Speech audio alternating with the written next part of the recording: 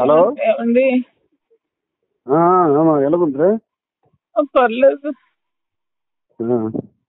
ఏం పని చేసావు నువ్వు? ఎంత పని చేసావు? నాకు అందుకే అడిగి తీసుకెళ్ళి నా మాట వినవు నువ్వు.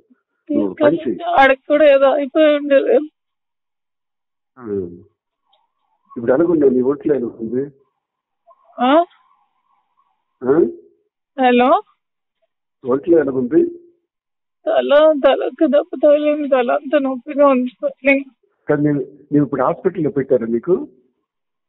డేట్ లో ఉన్నాను. ఎక్కడ తీసుకెళ్తున్నారో తెలియదు. అంబులెన్స్ లో ఉన్నావా? రామాచలం నీ వెనక వస్తున్నాడు, దగ్గరికి వచ్చాడు. ఎవరు? రామాచలం ఆల్రెడీ వచ్చాడు. ఈడు కూడా వస్తున్నారు. ఎవరు? అదే అవినాష్ కూడా వస్తున్నాడు. పద్మాకు పంపిస్తున్నాను. నువ్వేం వరి అవ్వకు. నువ్వు అక్కడ చెప్పు. దీన్ని ఏం చెప్తానంటే, నేను కావాలనే సూసైడ్ చేసుకోవాలని చూపించాను. ఆమె తువాడు వాణి చేసినటువంటి అరాచకం 4 రోజులుగా చేస్తున్నటువంటి నేను చనిపోవాలని నేను గుర్తిస్తాను చెప్పాను. అదొకటే మాట. అదొకటే మాట చెప్పేసి నువ్వు అలా ఉండిపో. నేను డాక్టర్ ఇవన్నీ నేను చూస్తాను. కావాలని అందరూ వస్తాను, పర్వాలేదు, డోంట్ వరీ. మనస్తాపానికి చెంది నేను హైవేలో వెళ్ళి గుద్ది చచ్చిపోదాం అనుకున్నాను. నన్ను ఎవరు కాపాడుతారు? అదే వాడు కారణం వాడు. ప్రెస్ కి పంపించండి చేతికి. ఇప్పుడే చెప్తాను నేను దిగినప్పటికే. ఎవరికి? ప్రెస్ కి.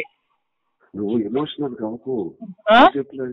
నువ్వు స్లోగా చనిపోవాలనుకున్నాను. ఇప్పటికీ నేను అంతే, పంపించండి చెప్తాను ఇప్పుడే. యాక్సిడెంట్ తప్పింది అనేసి యాక్సిడెంట్ లో చనిపోదామని నాకు మీదే చూపించాను.